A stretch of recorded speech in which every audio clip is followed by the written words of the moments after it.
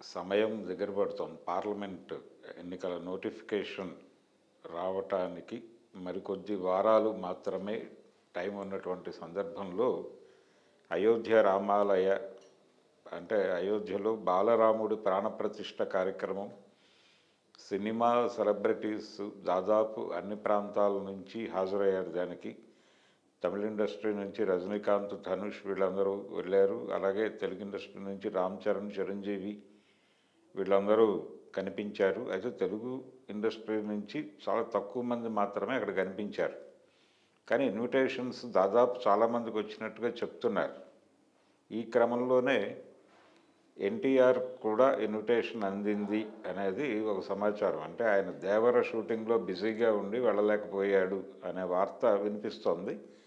ప్రభాస్ కూడా మారుతి సినిమా షూటింగ్లో బిజీగా ఉండి వెళ్ళలేకపోయాడు అని. ఆయన దాదాపు 50 కోట్లు అయోధ్య రామాలయ నిర్మాణానికి విరాళంగా ఇస్తున్నట్టుగా ప్రకటించాడు. అలాగే హనుమాన్ సినిమాకి సంబంధించి వాళ్ళు కూడా కలెక్షన్స్లో నుంచి ప్రతి టికెట్ మీద ₹5 రామాలయ ట్రస్ట్కి ప్రకటించారు. ఈ క్రమం అంటే దేశవ్యాప్తంగా సెలబ్రిటీస్ అందరూ అటువైపుగా వెళ్ళటం, తెలుగు ఇండస్ట్రీ నుంచి పర్టికులర్గా ప్రభాస్, ఎన్టీఆర్ వెళ్ళకపోవడంతో వీళ్ళకి ఇన్విటేషన్స్ అందాయా లేదా అనేటువంటి ఒక చర్చ. అంటే అధికారికంగా ప్రకటించలేదు. చిరంజీవి గారికి అందింది అనేది చాలా ముందే ఇన్ అడ్వాన్స్ బయటకు వచ్చిన వార్త. ఈ క్రమంలో మోహన్ బాబు గారు కూడా తనకు ఇన్విటేషన్ అందిందని, లేదు వెళ్ళలేకపోతున్నాను అంటే సెక్యూరిటీ రీజన్స్, అక్కడ హడావిడి దీనిలో వెళ్ళటం కన్నా కూడా తర్వాత వెడితే బాగుంటుందని ఆయన అభిప్రాయపడ్డారు.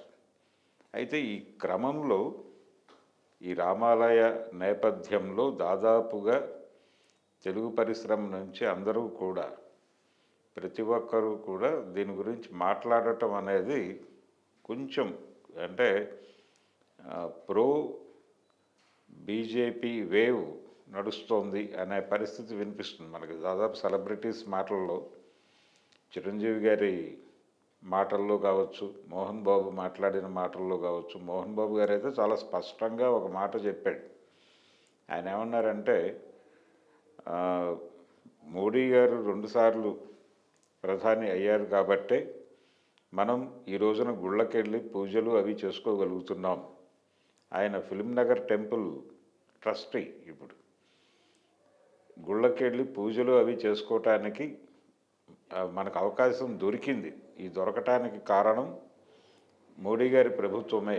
ఒకవేళ ఈ ప్రభుత్వం లేకపోతే మనం ఇలా పూజలు చేసుకోగలిగేవారమా అన్న లెవెల్లో మాట్లాడేశారు ఆయన.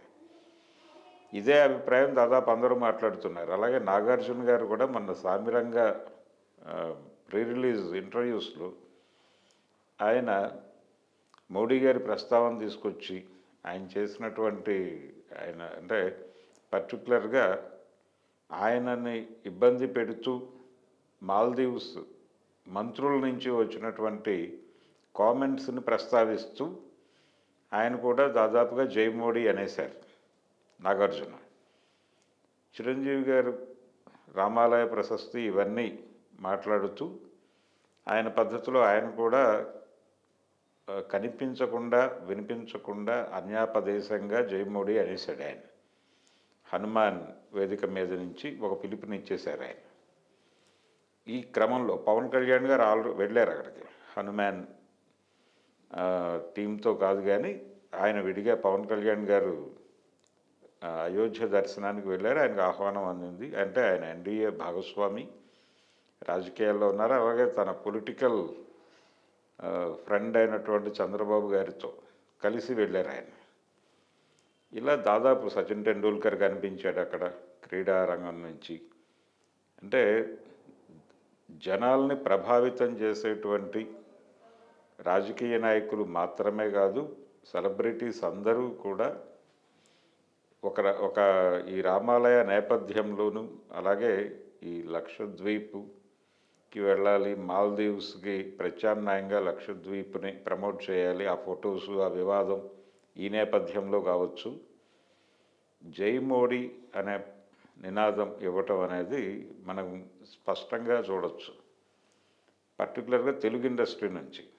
ఈ ప్రాసెస్లోనే విజేంద్ర ప్రసాద్ గారు ఆయన మాట్లాడుతూ తనకి ఆహ్వానం అందలేదని చెప్పాడు. ఆయన రాజ్యసభ సభ్యుడు, అలాగే ఆర్ఎస్ఎస్ చరిత్రని సినిమాగా తీయాలి అని ఇప్పటికీ బలంగా నమ్ముతున్నటువంటి వ్యక్తి. అలాగే సీత అనేటువంటి ఒక భారీ ప్రాజెక్టుకి డిజైన్ చేస్తున్నాడు ఆయన. అంటే సీతా చరితాన్ని అంతర్జాతీయ మార్కెట్కి టార్గెట్ చేస్తూ ఆ లెవెల్లో తీయాలి అనేది ప్రోగ్రాం. ఆయన కూడా ఈ మధ్య వరుసగా ఇంటర్వ్యూస్ ఇస్తూ వాటిలో ఆయన మాట్లాడిన మాటల్లో ఆయన కూడా జై మోడీ అనేసాడు. ఆ మాట నేను అనను, నేను ప్రాపగాండా వ్యక్తిని కాదు అంటూనే ఆయన ప్రాపగాండా చేస్తున్నారు జై మోడీ అంటూ. ఇలా దాదాపుగా తెలుగు ఇండస్ట్రీ నుంచి చాలామంది పెద్దలు, ప్రముఖులు ఈ ధోరణిలో మాట్లాడటము, ఈ రామాలయ దర్శనము, ఇదంతా కూడా చూస్తుంటే ఒక మూడ్ క్రియేట్ చేసేటువంటి ప్రయత్నం జరుగుతోంది. ఇది హిందీ పరిశ్రమ నుంచి కూడా మొదలైంది. అమితాబ్ గారు వెళ్ళటం, ఇవన్నీ ఆయనకి ఆహ్వానం వెళ్ళటం, ఈ క్రమం అంతా గమనిస్తే ఒక వేవ్ క్రియేట్ చేసేటువంటి ప్రయత్నం, పబ్లిక్ మూడ్ని తనకు అనుకూలంగా మలుచుకునేటువంటి ఒక ప్రయత్నం. అంటే రామాలయము, దీని తాలూకా ప్రభావము, ఇది సెలబ్రిటీస్ నుంచి గనక ఈ అభిప్రాయాలు స్ప్రెడ్ అయితే దాని ఇన్ఫ్లుయెన్స్ చాలా ఉంటుంది పబ్లిక్ మీద అనేది బలంగా నమ్ముతున్నారు. చాలా వ్యూహాత్మకంగానే వీళ్ళందరికీ ఇన్విటేషన్స్ వచ్చినాయి. అయితే అందరూ హాజరై ఉంటే ఒకలా ఉండేది. ప్రభాస్, ఎన్టీఆర్ వీళ్ళిద్దరూ హాజరై ఉంటే, రామ్ చరణ్ ఉన్నాడు అక్కడ, వీళ్ళిద్దరూ కూడా అక్కడ కనిపించి ఉంటే ఇంకో ఎఫెక్ట్ ఉండేది. అయితే షూటింగుల కారణంగా అని చెప్తున్నారు వీళ్ళు. ఆహ్వానాలు అందినట్టుగా అధికారిక ప్రకటన లేకపోయినా కానీ ఆహ్వానం అందింది అనే మాట అయితే వినిపిస్తోంది. కాబట్టి తెలుగు సినిమా రంగం మొత్తం కూడా ఒక రకంగా మోడీ వైపు టర్న్ అయి ఉందా అంటే, కేంద్ర ప్రభుత్వం పన్నినటువంటి, అంటే పన్నినా అనకూడదు, కేంద్ర ప్రభుత్వానికి నాయకత్వం వహిస్తున్నటువంటి పార్టీ ఏదైతే ఉందో భారతీయ జనతా పార్టీ, ఆ పార్టీ స్కీమ్ చేసినటువంటి ప్రోగ్రాం అయోధ్య నేపథ్యంలో ఈ సెలబ్రిటీస్ అందరితోనూ ఒక పాజిటివ్ నోట్ చెప్పించడం ద్వారా పబ్లిక్ మూడ్ని తనకు అనుకూలంగా మలుచుకోవటం అనే స్కీమింగ్లోకి తెలుగు సినిమా పరిశ్రమ ఇన్ టోటల్ వెళ్ళినట్టుగా మనకు అర్థమవుతుంది. ఈ గత వారం రోజుల నుంచి జరుగుతున్నటువంటి వ్యవహారాలు గమనిస్తే చాలా అగ్రెసివ్గా కూడా మాట్లాడుతున్నారు వీళ్ళు, ప్రో మోడీ. సో తెలుగు తెర కాషాయీకరణ చెందిందా అనే డౌట్ వచ్చే లెవెల్కి వెళ్ళిపోయింది. చూడాలి, అంటే రేపు ఎలక్షన్స్లో ఎలా నడుస్తుంది, ఈ మూడ్ ఎలా సస్టైన్ చేస్తారు అనేది చూడాలి. మరిన్ని వీడియోస్ కోసం ఛానల్ ని సబ్స్క్రైబ్ చేయండి, లేటెస్ట్ అప్డేట్స్ కోసం వాట్సాప్ ఛానల్ ని ఫాలో చేయండి, అండ్ లింక్ డిస్క్రిప్షన్ లో ఉంది.